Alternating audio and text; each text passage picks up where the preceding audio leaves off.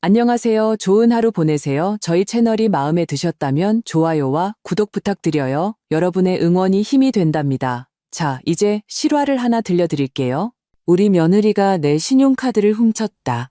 다음날 나는 보석과 여행 경비로 750만 원이 결제된 내역을 보았다. 월요일에 며느리는 내게 문자를 보냈다. 어머님, 선물 정말 최고예요. 나는 그저 미소만 지었다. 왜냐하면 며느리가 사용한 그 카드는 그녀가 평생 잊지 못할 결과를 가져올 카드였기 때문이다. 처음에는 내가 잘못 본 줄 알았다. 요즘 들어 시력이 부쩍 나빠졌으니까 숫자를 잘못 볼 때도 있다. 하지만 카드 명세서를 3번이나 다시 읽었을 때 내 손은 그야말로 부들부들 떨렸다. 단 하루 만에 750만 원, 한 백화점 명품관에서 산 팔찌 하나에만 거의 300만 원, 또 다른 매장에서 200만 원이 넘는 목걸이, 그 다음은 고급 스파에서 거의 40만 원, 그리고 활용점정으로 KTX 특실표와 부산 해운대 한복판에 있는 호텔 예약까지. 나는 부엌 식탁에 주저앉았다. 남편이 떠나기 전까지 38년 동안 매일 아침 함께 차를 마시던 바로 그 식탁이었다. 내가 혼자가 된 지 벌써 3년. 그런데 이제 와서 보니 이 집도 온전히 내 것이 아닌 것 같았다. 허락도 없이, 양심의 가책도 없이 이렇게 내 것을 털어갈 수 있다면 이게 어떻게 안전한 내 공간이란 말인가? 휴대전화가 진동했다. 며느리 지아에게서 온 새 문자였다. 어머님, 선물 정말 감사해요. 완전 감동이에요. 사랑해요. 나는 속이 뒤틀렸다. 분노 때문이 아니라 굴욕감 때문이었다. 너무나 명랑하게 문자를 보낸 그 태도 때문에 마치 이건 사기나 절도가 아니라 다정한 가족 간의 선물인 것처럼 나는 그 문자를 노려보았다. 다시 한번. 그리고 또다시 그녀는 정말로 내가 이 모든 걸 삼킬 거라고 늘 그랬던 것처럼 입을 다물 거라고 늙고 어리석은 내가 그저 어깨나 으쓱하고 말 거라고 생각한 게 틀림없었다. 1분 뒤 두 번째 문자가 왔다. 저희 지금 민준 씨랑 부산이에요. 호텔방이 정말 끝내줘요. 바다 전망이 꿈만 같아요. 어머님이 보셨어야 하는데 얼마나 예쁜지. 그리고 이어진 사진들. 그녀는 하얀 가운을 입고 창가를 배경으로 서서 손에는 샴페인 잔을 들고 목에는 목걸이를, 손목에는 방금 명세서에서 본 그 팔찌를 차고 있었다. 그리고 마치 복권에라도 당첨된 사람처럼 환하게 웃고 있었다. 나는 조심스럽게 휴대전화를 식탁에 내려놓고 일어나 창가로 다가갔다. 마당에는 내 장미들이 보였다. 남편이 막 아프기 시작했을 때 직접 심었던 바로 그 장미들. 나는 그 장미들을 남편의 기억처럼 소중히 돌보고 있다. 이 집 전체와 마찬가지로 3년째 나 혼자서. 그런데 이제는 이 집조차 내 것이 아닌 것 같은 기분이 들었다. 이 집에는 너무 많은 정적이 흐르고 온기는 너무나도 부족했다. 나는 적어도 이 집만큼은 나의 요새라고 생각했는데 아니었나 보다. 나는 그녀가 언제 카드를 가져갈 수 있었는지 되짚어보기 시작했다. 나는 카드를 가방에서 거의 꺼내지 않는다. 항상 지갑 속 옆 주머니에 넣어두는데 기억났다. 일요일에 저녁 식사를 하러 왔을 때였다. 지아가 부엌일을 돕겠다며 자처했다. 그리고 돌아가기 전에 나를 꼭 껴안았는데 내 가방은 바로 옆 의자에 놓여 있었다. 아마 그때였을 것이다. 참으로 교묘했다. 달리 표현할 말이 없었다. 가장 속상한 것은 내가 그동안 노력했다는 점이다. 3년 동안 나는 그녀 앞에서 허리를 굽혔다. 그녀의 옷차림을 칭찬하고 맛없는 샐러드조차 맛있다고 했다. 그저 다투기 싫어서 모든 것에 동의했다. 그녀가 아들 민준 앞에서 내가 간단한 것들을 잊어버리기 시작했다고 말했을 때 나는 그저 웃어넘겼다. 내 남편 이야기를 할 때마다 그녀가 눈을 치켜뜰 때 나는 더 이상 남편 이야기를 하지 않았다. 지나가는 말로 우리 집 인테리어가 90년대 스타일이라고 했을 때 나는 정말로 인테리어를 새로 해야 하나 고민했다. 내가 원했던 건 단 하나, 민준이를 잃지 않는 것이었다. 그는 내 유일한 아들, 내 아이다. 남편이 세상을 떠났을 때 그는 묘지에서 내 손을 잡고 말했다. 엄마, 내가 항상 옆에 있을게. 그런데 지금 우리 사이에는 마치 벽이 세워진 것 같았다. 그때 전화가 울렸다. 민준이었다. 심장이 철렁했다. 혹시 그가 알았을까? 혹시 지아가 무슨 짓을 했는지 깨달았을까? 나는 목소리가 떨리지 않도록 애쓰며 전화를 받았다. 여보세요, 아들. 네, 엄마, 저기 여쭤볼 게 있는데 솔직하게 대답해 주셔야 해요. 나는 긴장했다. 물론이지, 민준아. 물어보렴. 지아가 그러는데 엄마가 기념일 선물하라고 직접 카드 쓰라고 허락하셨다면서요. 저희한테 선물해주고 싶으셨는데 지금 와서 마음이 바뀌신 것 같다고 하던데 나는 얼어붙었다. 바로 이거였구나. 그녀는 모든 것을 뒤집고 모든 것을 꾸며냈으며 내 아들은 그걸 믿었다.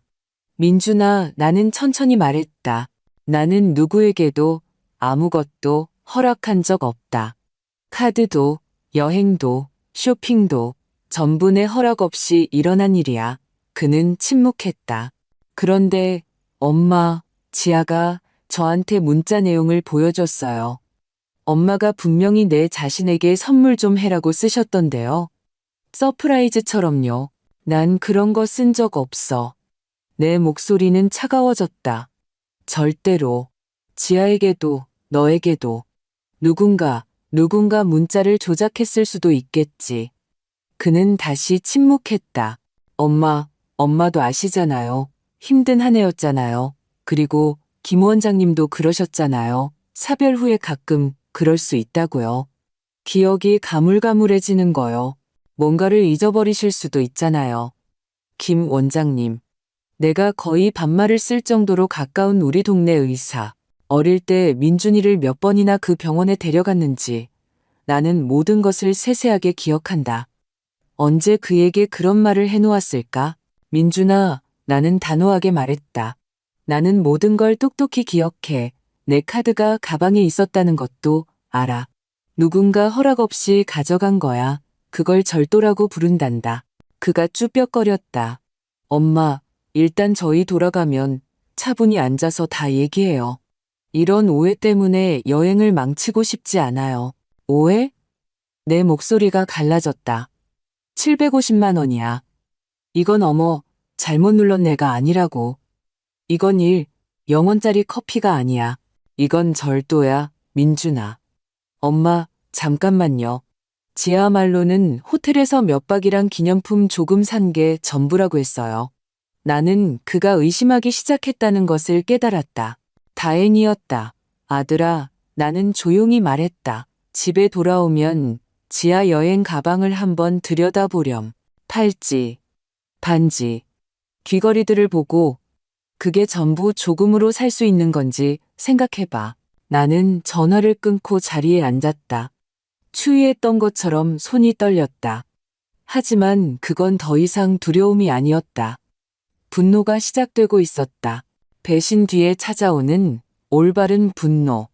그리고 이상하게도 내 안에 무언가가 제자리를 찾는 듯한 느낌이 들었다. 나는 안경을 꺼내 명세서를 식탁에 펼쳐놓고 꼼꼼히 뜯어보기 시작했다. 지아가 모르는 한 가지 사실이 있었기 때문이다. 이건 그냥 내 개인 카드가 아니었다.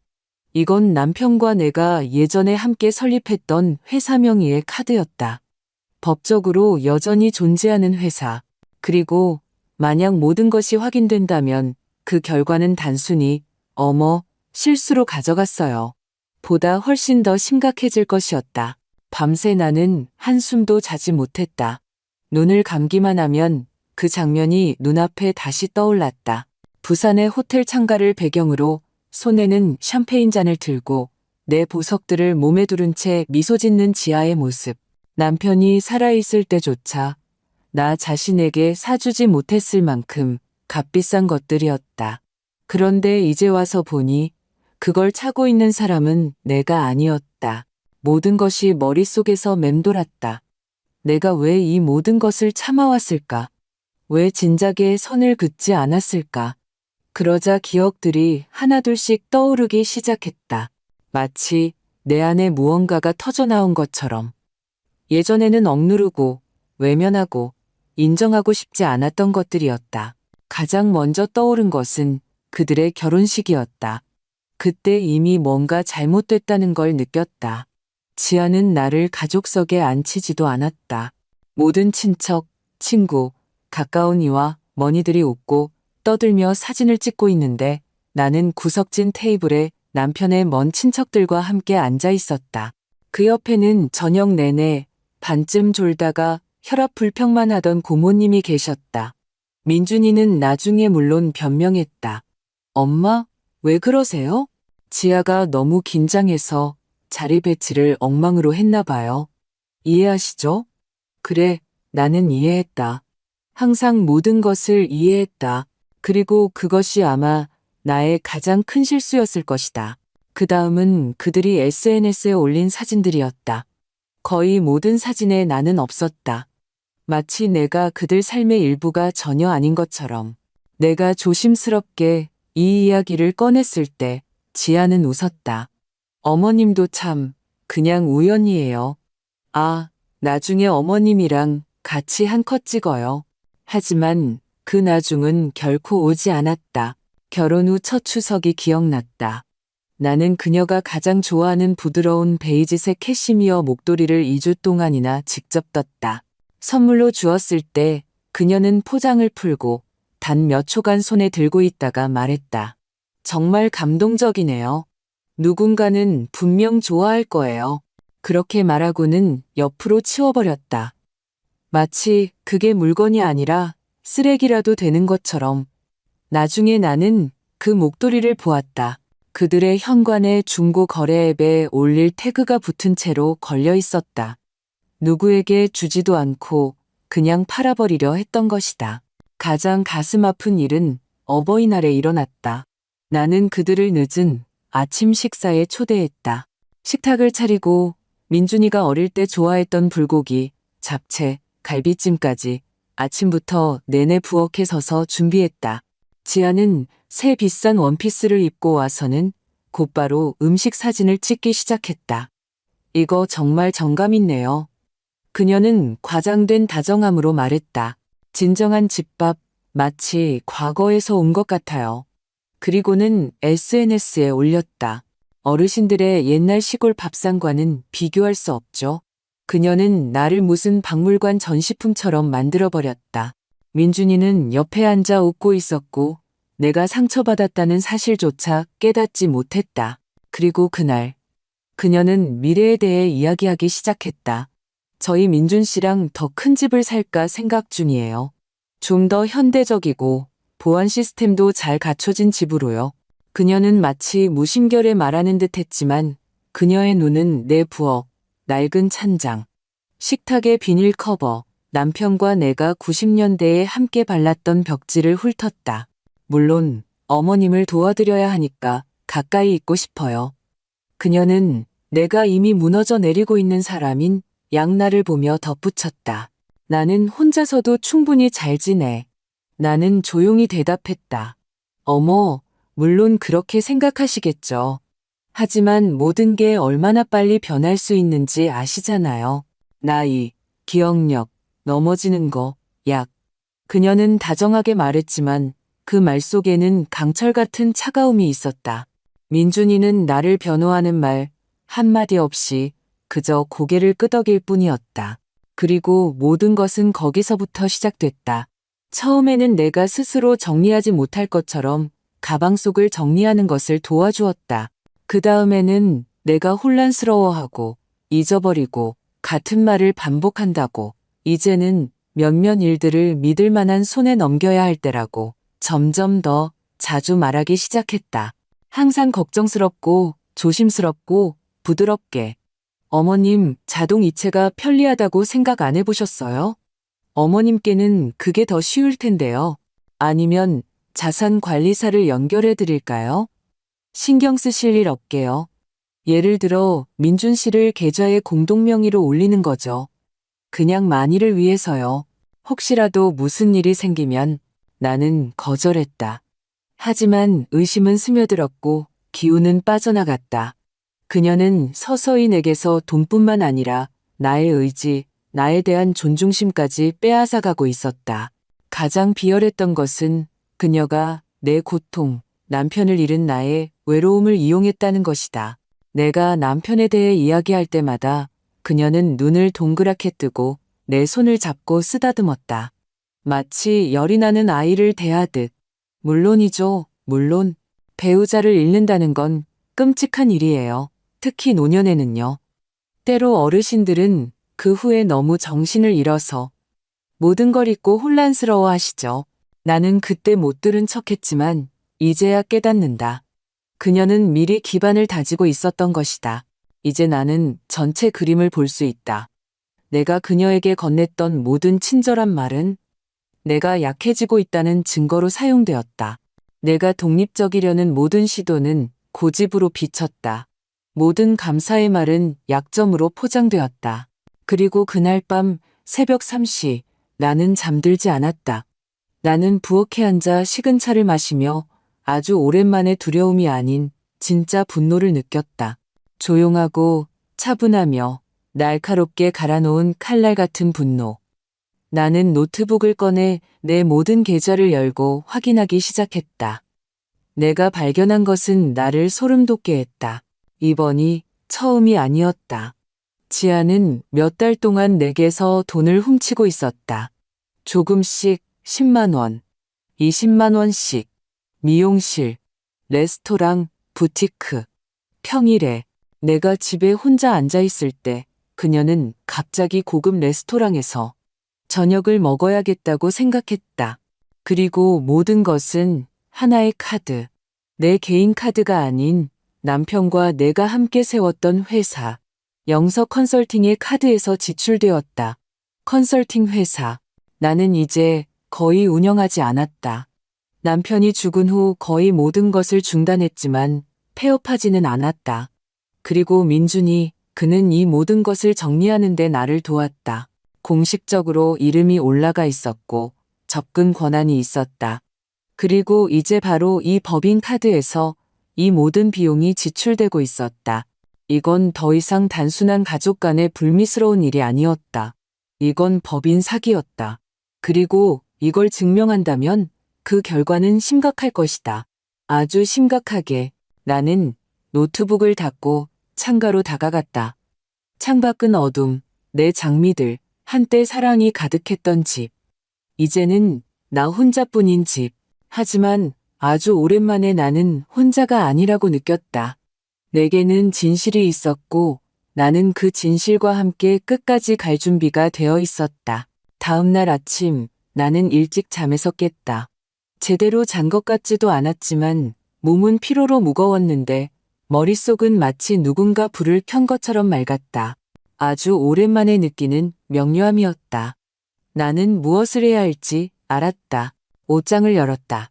부드러운 홈웨어와 니트 조끼들 뒤 구석에 정장 한 벌이 걸려 있었다. 남편이 우리 회사 10주년 기념으로 선물해준 바로 그 옷. 짙은 남색에 격식 있는 맞춤 아틀리에에서 제작한 정장. 5년은 입지 않았는데 놀랍게도 몸에 완벽하게 맞았다. 머리를 단정하게 빗어 예전처럼 깔끔한 스타일로 묶었다. 남편과 중요한 회의에 갈 때 하던 방식이었다. 가벼운 화장도 했다. 누군가에게 잘 보이기 위해서가 아니라 나 자신이 누구였는지를 상기하기 위해서였다.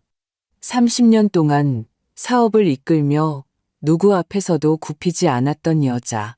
거울에는 진짜 내 모습이 비쳤다. 지아가 동정심 어린 눈으로 보던 그 모습이 아니라 불성실한 고객들이 두려워하고 파트너들이 존중했던 그 모습. 나는 사무실로 향했다. 그렇다. 예전에 영서 컨설팅이 있던 바로 그 사무실. 도심의 건물, 유리문, 입구의 경비원. 나는 오랫동안 그곳에 나타나지 않았다. 마지막 프로젝트 중 하나를 마무리할 때가 마지막이었다. 입구에서 우리 회사의 오랜 직원인 김 부장님이 나를 맞았다. 박 대표님. 그녀는 의자에서 일어나며 놀란 표정을 지었다. 좋은 아침입니다. 오실 줄은 몰랐네요. 좋은 아침이에요. 김 부장. 회계팀에 좀 가야겠어요. 담당자분 자리에 계신가요? 지금 알아보겠습니다. 그녀는 재빨리 전화를 들었다. 곧 내려오실 겁니다. 몇 분 뒤 엘리베이터가 열리고 우리 회사의 경력이 많은 회계 담당자가 나왔다. 진지하고 차분하며 절대 즉흥적으로 일하지 않는 분이었다. 대표님, 그녀는 절제된 목소리였지만 눈빛에는 주의 기품이 담겨 있었다. 뵙게 되어 반갑습니다. 급한 일이라도 있으신지요? 네, 회의실로 가야겠습니다. 최근 6개월간의 법인카드 사용 내역을 보고 싶고 감사 및 사기 방지 관련 문제를 논의하고 싶습니다.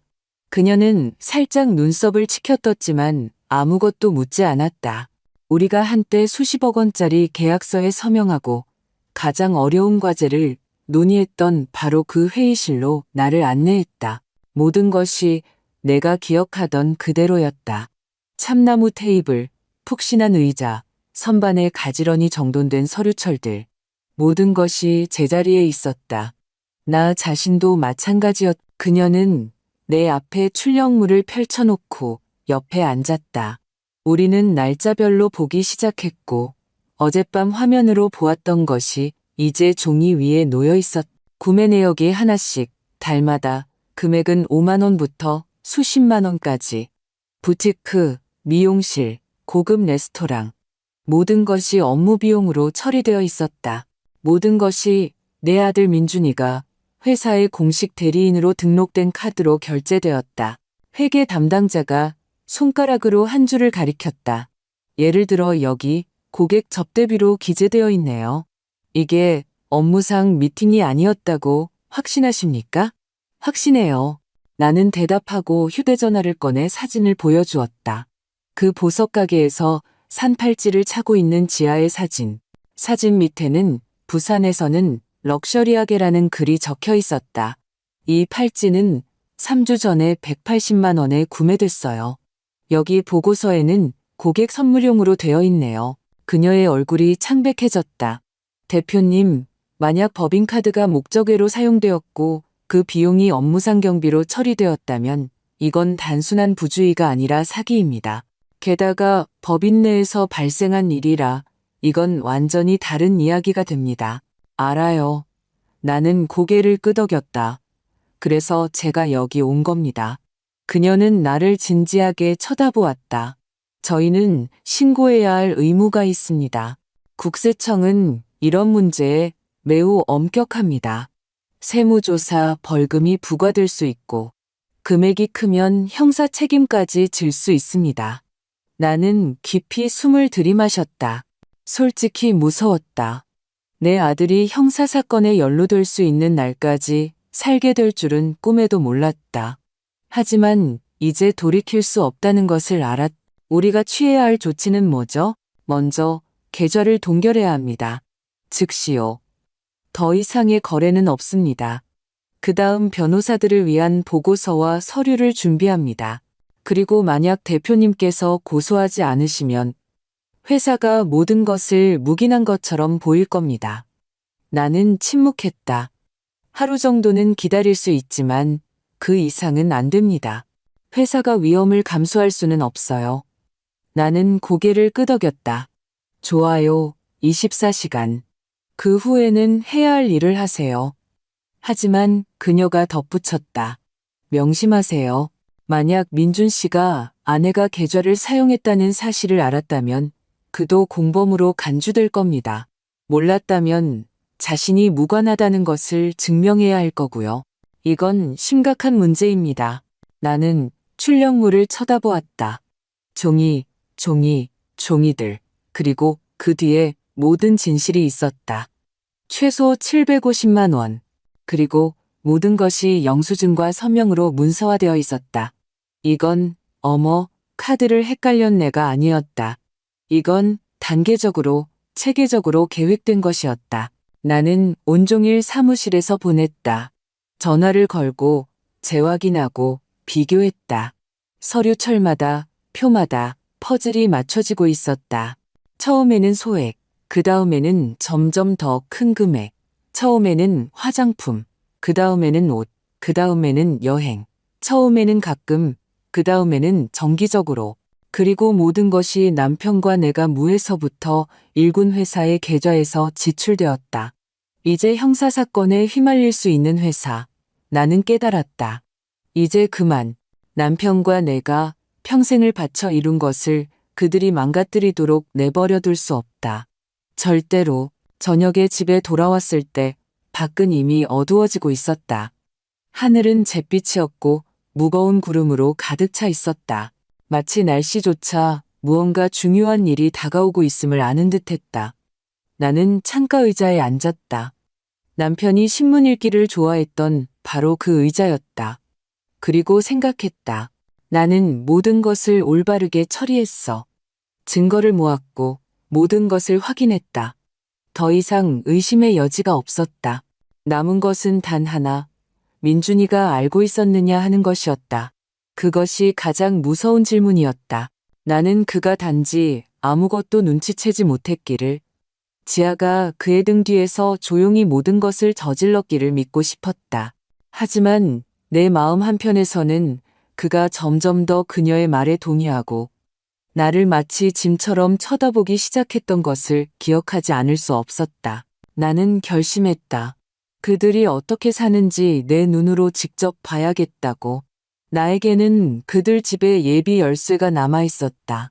그들이 막 이사했을 때 민준이가 혹시 모르니까라며 직접 주었던 것이다. 그동안 한 번도 사용하지 않았다. 그날 저녁 나는 그 열쇠를 들고 그들의 집으로 향했다. 문 앞에서 한참을 망설였다. 열쇠를 꽂을 용기가 나지 않았다. 하지만 이내 열쇠를 돌리고 안으로 들어섰다. 들어서자마자 속이 조여드는 것을 느꼈다. 집은 물론 훌륭했다. 현대적인 인테리어, 디자이너 가구, 벽에 걸린 그림들은 분명 저렴하지 않았다.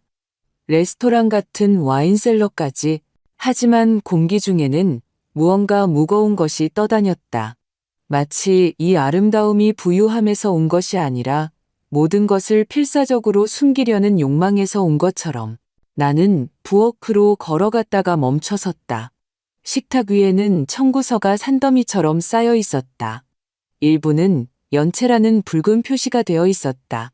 미친 한도가 남은 신용카드 명세서, 자동차 회사로부터 온 미납으로 인한 차량 압류 경고장, 주택담보대출은 이미 석 달째 연체 중이었다. 나는 마치 폐허를 보듯 서 있었다. 그러고 나서 침실로 갔다. 화장대 위에는 보석함이 놓여 있었다. 크고 검은색이며 오칠이 되어 있고 자물쇠가 달린 함. 참지 못하고 열어보니 모든 것이 그 안에 있었다. 에메랄드 귀걸이, 다이아몬드 팔찌, 진주 목걸이, 하나하나 명세서에서 본 것들이었. 모두 우리 회사 법인카드로 산 것들이었다. 훔친 것이지만 마치 전리품처럼 여기에 전시되어 있었다. 하지만 가장 끔찍한 것은 아래쪽 서랍에 있었다. 거기에는 평범한 사무용 파일이 놓여 있었지만 재무계획이라는 스티커가 붙어 있었다. 나는 파일을 열고는 바닥에 주저앉을 뻔했다. 거기에는 내 은행 계좌 명세서 출력물, 집문서, 남편의 사업 경력에 밑줄이 쳐진 부고 기사 스캔본이 있었다. 상속, 성년 후견, 위임장 작성에 대한 인터넷 검색 결과 출력물까지. 그리고 마지막 장에는 지아의 손글씨로 쓰인 종이가 있었다. 깔끔한 글씨체로 항목별로 계획, 주의 산만 징후 확립, 기억력 문제 확인, 여름까지 계좌 접근권 확보, 연말까지 위임장 작성 완료, 18개월 후 자산 완전 관리. 나는 그것을 2번, 3번 읽었다. 머릿속에서 이해가 되지 않았다. 그녀는 단순히 훔친 것이 아니었다. 그녀는 시스템을 구축하고 있었다. 그녀는 나에게서 모든 것을 빼앗을 준비를 하고 있었다. 집, 돈, 내 삶에 대한 권리까지. 서서히, 영리하게, 계산적으로 나는 휴대전화를 꺼내 각 페이지를 사진으로 찍었다. 손이 떨리지 않도록 글씨가 잘 보이도록 애썼다. 그러고 나서 모든 것을 조심스럽게 제자리에 놓고 닫고 돌아서서 나왔다. 더 이상 아무것도 건드리지 않았다. 집에 와서 나는 남편이 특별한 날을 위해 항상 아껴두던 그 콘약병에서 조금 따라 마셨다. 이 경우가 바로 그 특별한 경우인 것 같았다. 나는 의자에 앉아 오랫동안 침묵했다. 이제 나는 모든 것을 알았다. 짐작이 아니라 확실히 알았다. 지아는 단순히 뻔뻔하고 염치 없는 사람이 아니었다. 그녀는 약탈자였다. 차갑고 계산적이며 전문적인. 그녀는 목표를 정하고 체계적으로 그 목표를 향해 나아가고 있었다. 그리고 나는 그동안 우리가 단지 성격이 맞지 않는다고, 그녀가 그냥 성격이 좀 강하다고 생각했다. 아니, 그녀는 위험한 인물이었다. 그리고 가장 중요한 것은 그녀가 계산을 잘못했다는 것이다.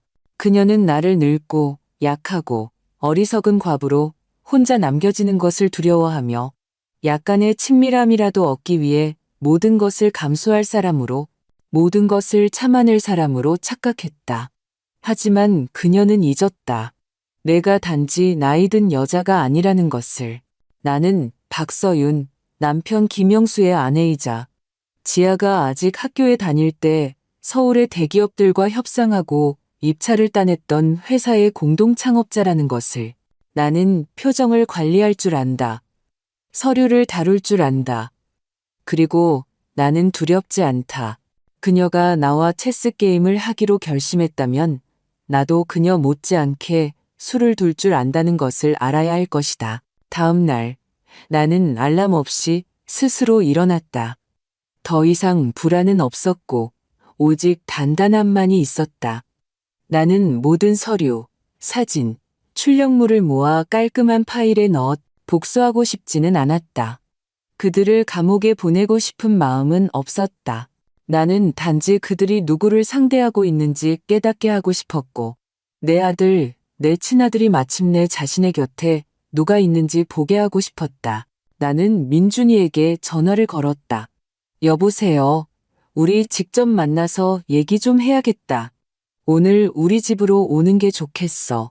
그는 잠시 침묵하다가 대답했다. 무슨 일 없으시죠? 아직은. 하지만 더 나빠질 수 있어. 사시까지 기다릴게.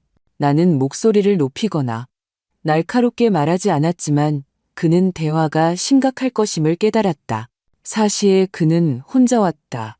지아 없이. 그것만으로도 나는 희망을 느꼈다. 그는 재킷을 벗고 식탁에 앉아 나를 조심스럽게 쳐다보았다. 엄마, 무슨 일이세요? 목소리가 평소랑 다르셨어요. 나 사무실에 다녀왔다, 민준아. 무슨 사무실이요? 우리 회사. 영서 컨설팅. 김 부장님 만나서 보고서들을 다 확인했어. 그리고 이걸 보여주마. 나는 파일을 열었다. 차분하게, 차례대로 계좌 명세서, 영수증, 보석 사진. 그들 집에서 찍은 사진들을 꺼내놓았다. 마지막으로 그 계획이 적힌 종이까지. 민준이는 침묵하며 읽고 넘기고 그러다 모든 것을 밀쳐놓고 조용히 물었다. 우릴 감시하신 거예요? 아니, 민준아. 나는 절도로부터, 그리고 내 삶을 빼앗으려는 시도로부터 나 자신을 지키고 있는 거야. 내가 왜 이런 말을 하는지 묻고 싶니? 나는 지아의 메모 스캔본을 꺼내 그의 앞에 놓았다. 그는 읽고는 창백해졌다. 이건 말도 안 돼요. 그가 겨우 내뱉었다. 지아가 이럴 리 없어요. 그럼 누구 짓인데? 나는 차분하게 물었다. 나? 아니면 지아 필체를 흉내낼 줄 아는 그녀 친구? 그는 눈을 내리깔고 오랫동안 침묵했다. 그러다 고개를 들었다. 왜 저한테 미리 아무 말씀도 안 하셨어요? 나는 살짝 미소 지었다. 네가 믿지 않았을 테니까. 제가 어떨지 어떻게 아세요? 나는 널 알아. 최근 몇 달간 네가 나를 어떻게 쳐다봤는지 봤어. 그녀가 나를 늙고 피곤하고 잘 잊어버린다고 말할 때 네가 어떻게 고개를 끄덕였는지, 네가 그녀가 보살핌이라는 명목으로 내 일에 관여하도록 어떻게 내버려뒀는지. 그는 힘겹게 숨을 내쉬었다. 제가 이 일에 가담했다고 생각하시는 거예요? 모르겠어. 알고 싶어. 네가 그녀가 회사 계좌를 쓰는 걸 봤니? 네가 직접 그 카드를 내 명의로 발급받았잖아. 네가 서류에 서명했어. 너는 그녀가 회사 일과 관련 없다는 걸 알았잖아. 그는 다시 침묵했다. 저는 엄마랑 같이 결정하신 줄 알았어요. 엄마가 직접 허락하셨다고. 언제? 어디서? 내가 그녀에게 접근 권한을 넘겨준 서류 하나라도 보여줘봐. 내가 동의한 서류라도. 그는 아무 대답도 하지 못했다. 민준아, 이건 더 이상 단순한 가족 이야기가 아니야. 이건 형사 책임이 따르는 일이야.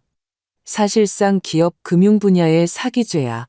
나는 내일이라도 고소장을 제출할 수 있고, 내게서 명확한 답을 듣지 못하면 그렇게 할 거야.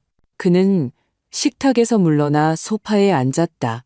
바닥을 응시하며 앉아 있었다. 저는 아무것도 확인하지 않았어요. 지아가 주는 대로 서명했어요. 왜? 왜냐하면 그는 머뭇거렸다. 왜냐하면 그녀는 강해요. 설득을 잘해요. 그리고 저는 그냥 우리 사이에 다툼 없이, 긴장 없이 조용히 지내고 싶었어요. 엄마가 모든 것에 동셔야 하는 줄 알았어요. 내게는 그렇게 보였겠지. 하지만 너는 단 한 번도 묻지 않았어. 단 한 번도. 그는 두 손으로 얼굴을 감쌌다. 제가 다 망쳤어요. 나는 대답하지 않았다. 그냥 앉아 있었다. 그 순간 그의 안에서 무언가 무너져 내리는 것 같았다.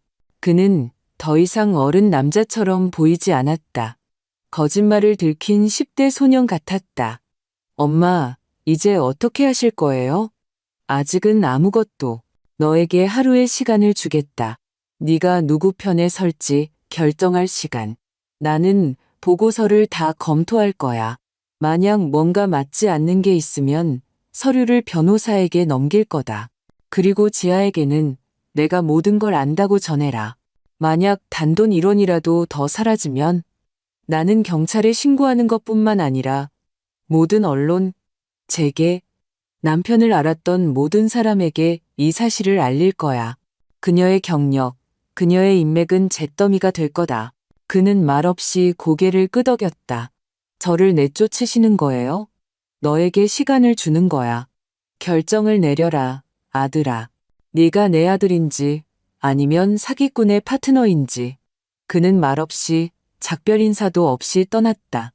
나는 혼자 남았다. 하지만 약하다는 느낌이 아니라 쓰라리지만 단단한 명료함과 함께였다. 내 아들은 성인이다. 그가 눈을 감기로 선택했다면 그것 또한 선택이다. 나는 주전자에 물을 올렸다. 물이 끓는 동안 서류가 담긴 파일을 쳐다보았다. 한때 나는 서류는 그저 종이일 뿐이라고 생각했다. 이제는 알았다. 그 안에 모든 진실과 모든 힘이 담겨 있을 수 있다는 것을. 이틀 뒤 지아에게서 전화가 왔다. 어머님, 안녕하세요. 목소리는 일부러 예의를 차렸지만 약간 긴장되어 있었다. 저희가 저녁 식사에 초대하고 싶어서요. 그냥 좀 얘기하고 싶어서요. 어머님께서 저희 집에 안 오신 지 꽤 됐잖아요. 언제? 나는 생각할 겨를도 없이 물었다. 토요일 6시쯤에요. 저희가 다 준비할 테니 아무것도 하실 필요 없어요. 오실 거죠? 가겠다. 나는 그녀가 거절을 예상한 듯 살짝 놀라는 것을 느꼈지만 이내 마음을 다잡는 듯 했다. 좋아요. 그럼 그때 봬요. 토요일, 나는 제 시간에 도착했다. 옷은 수수하지만 단정하게 입었다. 어두운 블라우스, 깔끔한 귀걸이, 머리는 단정하게 묶었다. 손에는 그 파일을 들고 있었다. 숨기지도 위협하지도 않았다.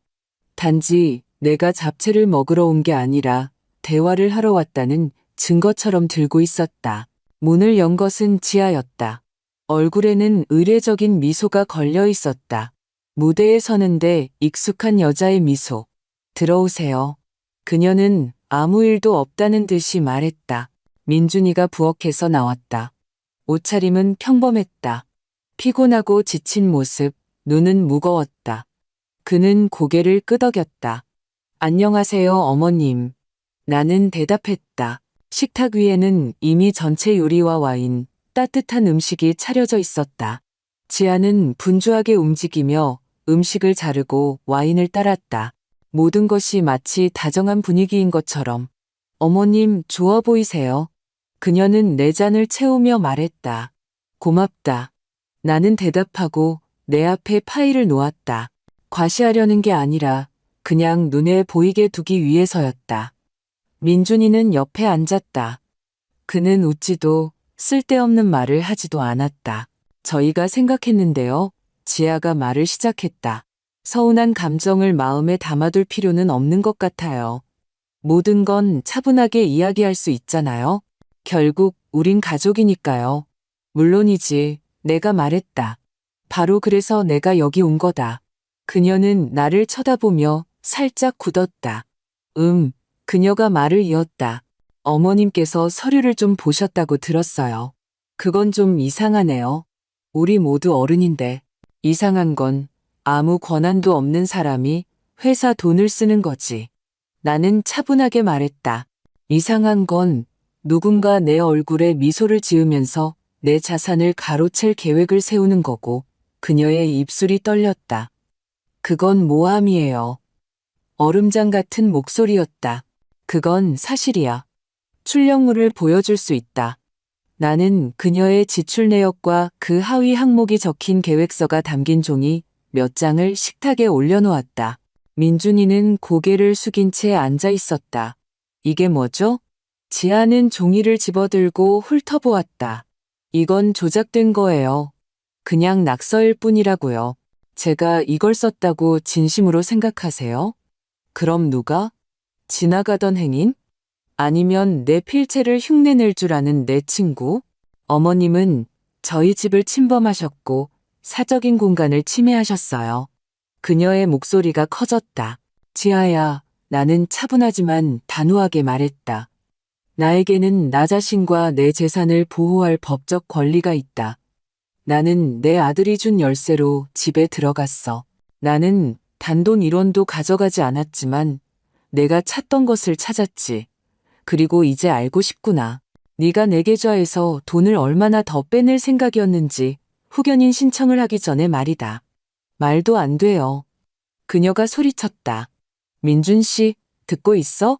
이분한테 뭐라고 말 좀 해봐. 그는 천천히 고개를 들었다. 나 다 봤어. 지아야, 엄마 집에 갔었어. 서류도 받고 계획서도 받고 지출 내역도 봤어. 그녀는 창백해졌다. 당신이 진심으로 그럴 리가. 왜 안 돼? 내가 끼어들었다. 네가 그동안 그에게 계속 거짓말을 했는데 왜 안 되겠니? 그는 네가 구체적으로 어떻게 행동했는지는 몰랐을지 몰라도 이제는 알아. 그리고 이제 이건 그의 선택이야. 당신이 그를 나에게서 등 돌리게 했어. 그녀가 소리쳤다. 아니, 지아야. 네가 스스로 모든 걸 한 거야. 나는 그냥 눈을 뜨게 해줬을 뿐이야. 정말 내 결백을 증명하고 싶다면 같이 세무서에 가자. 이 목록들을 보여주고 변호사들과 모든 걸 논의하자. 안 될 거 없잖아. 그녀는 벌떡 일어섰다. 이건 협박이에요. 이건 제안이야. 네가 돈을 자발적으로 돌려주고 내 인생에서 사라지든지 아니면 내가 모든 걸 관계기관에 넘기든지 선택해. 지아는 민준이를 쳐다보았다. 당신 이거 지지하는 거야?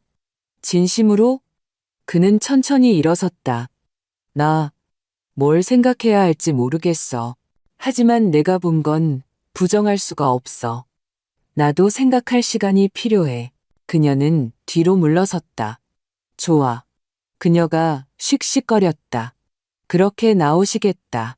그녀는 장으로 다가가 봉투를 꺼내 내 앞에 놓았다. 여기 500만 원. 지금 드릴 수 있는 전부예요.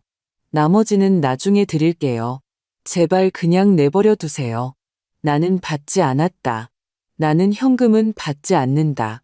공식적인 반환, 계좌를 통해 확인 절차를 거쳐서 그녀는 돌아서서 침실로 가버렸고 문을 쾅 닫았다. 나와 민준이는 침묵 속에 남았다. 그는 방을 서성이다가 다시 자리에 앉았다. 엄마, 일이 이렇게까지 심각할 줄은 몰랐어요. 나는 생각했고 침묵했지. 하지만 이제 그만이다. 제가 그녀를 내쫓길 바라세요? 나는 네가 성인으로서 거짓과 진실 사이에서 사랑과 조종 사이에서 선택하길 바란다. 나는 개입하지 않겠지만 더 이상 묵인하지는 않을 거다. 그는 천천히 무겁게 고개를 끄덕였다. 시간이 필요해요. 일주일 주겠다. 나는 말하고 일어섰다. 파일을 챙기고 옷을 입었다. 작별 인사를 하며 말했다. 민준아, 나는 널 사랑한다. 하지만 더 이상 나를 이용하도록 내버려 두지 않을 거야. 누구에게도, 심지어 너에게도. 나는 나왔다. 밖에는 보슬비가 내리고 있었지만 아주 오랜만에 숨쉬기가 편했다. 일주일이 지났다. 나는 일부러 민준이에게 전화하지 않았고 상기시키지도 묻지도 않았다. 약속했던 만큼의 시간을 정확히 주었다. 그리고 금요일 저녁 내가 막 잠자리에 들려던 참에 그가 직접 전화를 걸었다. 엄마, 얘기 좀 하고 싶어요. 지금 가도 될까요? 그는 30분 만에 도착했다. 어두운 재킷 차림이었고 여행 가방도 다른 가방도 없었다. 손에는 봉투 하나만 들려 있었다. 식탁에 앉아 다른 곳을 쳐다보다가 이내 내 눈을 똑바로 보았다. 그녀가 떠났어요. 어디로? 처음에는 그냥 울기만 하더니 짐을 쌌어요. 내가 배신자라고, 엄마의 도발에 넘어갔다고, 자기는 아무 잘못이 없다고, 엄마가 모든 걸 꾸며냈다고 하더군요. 하지만 어느 순간 깨달았어요. 이건 무의미하다는 걸. 내가 아무리 질문해도 그녀는 모든 걸 부인할 거라는 걸. 그는 고개를 숙였다. 엄마, 모든 것에 대해 사과하고 싶어요. 제가 보지 못했던 것, 그녀를 감쌌던 것, 최근 몇 년간 엄마를 대했던 태도 모두요. 저는 정말 그녀가 저를 걱정한다고 믿었어요. 그런데 알고 보니 그동안 그녀는 그냥 계획을 세우고 있었던 거였어요. 나는 침묵하며 그를 바라보았다. 아주 오랜만에 내 아들처럼 보이는 다 큰 남자를. 그가 내게 봉투를 내밀었다. 이건 남은 0만 원이에요. 저희가 돌려받을 수 있었던 전부예요. 나머지는 빚으로 나갔어요. 하지만 제가 찾을게요. 마지막 1원까지 다 갚을게요. 돈이 중요한 게 아니야, 민준아. 내가 말했다. 네가 진실을 마주하기 시작했다는 게 중요하지. 그는 고개를 끄덕였다. 이혼 소송 제기했어요. 조용히, 합의하에 그녀가 원하는 대로 살게 둬야죠. 다만 더 이상 저나 엄마를 건드리지 않았으면 좋겠어요. 내가 그에게 차를 따라주었다. 손이 떨렸다. 분노 때문이 아니라 안도감 때문이었다. 엄마, 그가 조용히 나를 쳐다보았다. 만약 저를 더 이상 보고 싶지 않으시다면 이해할게요. 나는 멈춰섰다. 바보 같은 소리. 당연히 보고 싶지. 나는 여전히 네 엄마야. 다만 이제는 있는 그대로의 엄마지. 아양 떨지도 침묵하지도 않는. 나는 더 이상 참지 않을 거야, 민준아. 그리고 누구도 내 삶에 끼어들게 놔두지 않을 거야. 너조차도. 하지만 네가 원한다면 사랑은 할 거다. 그는 일어나 다가와서 나를 꼭 껴안았다. 진짜로 어색함이나 불편함 없이 마치 어릴 적 밖에서 비에 흠뻑 젖어 돌아왔을 때 내가 수건으로 감싸주던 것처럼. 고마워요, 엄마. 포기하지 않으셔서. 일어나서 모든 걸 바로잡아 주셔서. 왜냐하면 나는 그냥 연금 수급자가 아니라 박서윤이니까. 알겠니? 그는 고개를 끄덕였고 그의 눈에는 오랫동안 보지 못했던 것이 있었다. 존경심. 이제 뭐 하실 거예요? 그가 물었다. 나는 씩 웃었다. 맑은 정신으로 평온하게 살기 시작해야지. 어쩌면 바다로 여행을 가거나 시골집에서 지낼지도 모르고 아니면 그냥 아침에 공원에 나가서 신경 쓰지 않고 거짓말 없이 소동 없이 커피를 마실지도 모르지. 그가 미소 지었다. 다 하실 수 있어요. 그래, 이제는 우리는 오랫동안 식탁에 앉아 있었다. 예전처럼 긴장감 속에서가 아니라 그냥 인간적으로. 그러다 그는 떠났고 집은 다시 조용해졌다. 하지만 그건 다른 종류의 고요함이었다. 외로움이 아니라 평온함. 나는 파일을 닫았다. 그 안에 있던 것은 더 이상 필요 없었다. 이야기는 끝났다. 이제 내가 다음에 무엇을 할지 선택할 차례였다. 한 달이 지났다. 집은 다시 나의 집이 되었다. 끊임없는 긴장감 없이 누군가 내 서류를 뒤지거나 내 모든 걸음을 감시할 거라는 두려움 없이 나는 직접 찬장을 정리하고 오래된 사진들을 다시 꺼내보고 남편의 물건들을 상자에 조심스럽게 사랑을 담아 정리했다. 숨기기 위해서가 아니라 제자리에 두기 위해서. 서류가 담긴 파일은 금고에 넣었다. 그냥 만일을 위해서 그냥 두기로 했다. 이제 나는 인생에 이런 상황이 있을 수 있다는 것을 알고 더 이상 순진하게 굴 수는 없지만 그렇다고 냉소적으로 변하고 싶지도 않았다. 지아는 더 이상 보지 못했다. 이웃이 말하길 그녀는 도심 근처에 아파트를 얻어 어떤 재단에서 비서로 일하게 된 것 같다고 했다. 사실인지는 모르겠지만 나는 상관없었다. 나는 복수하지 않았고 고소하지도 않았고 지인들에게 퍼뜨리지도 않았다. 그냥 지워버렸다. 민준이는 더 자주 오기 시작했다. 가식적인 걱정 없이 긴장된 어떻게 지내세요? 없이 그냥 차 마시고 이야기하러. 가끔 식료품을 가져왔고 가끔은 아무것도 없이 그냥 자기 자신만 왔다. 나에게는 그것으로 충분했다. 예전의 친밀함을 되찾으려 하지 않았다. 그럴 수도 없고 그럴 필요도 없었다. 하지만 이제 우리 사이에는 가장 중요한 것, 정직함이 있었다.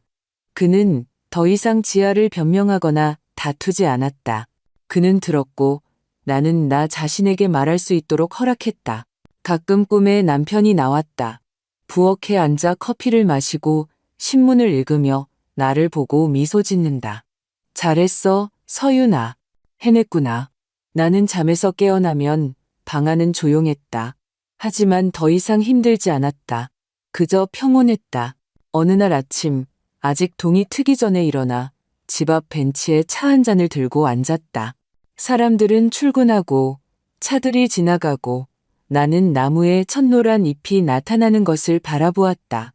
곧 가을이 오겠지. 문득 생각했다. 인생은 끝나지 않았다고. 그저 다른 길로 접어들었을 뿐이라고. 환상 없이, 두려움 없이, 내 집에 다른 사람의 거짓말 없이. 그리고 나는 여전히 같은 박서윤, 꼿꼿한 허리, 맑은 정신, 내 삶을 가진 그 삶이 어떻든 간에. 그리고 그것만으로도 충분했다.